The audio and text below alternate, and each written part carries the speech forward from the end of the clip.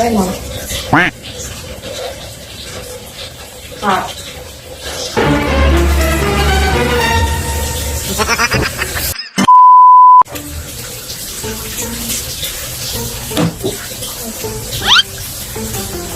Ayan.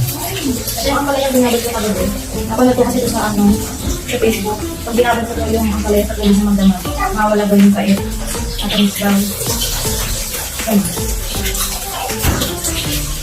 Tamis na. Ito na. Ang tamis. Ayun. Pero naman ako, wala kang reaction yan.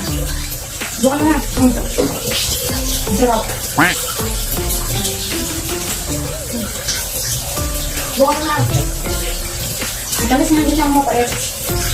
Wala kang babad tayo magdamag. Wala na yung pait na. Ito nga tamis. Buka na.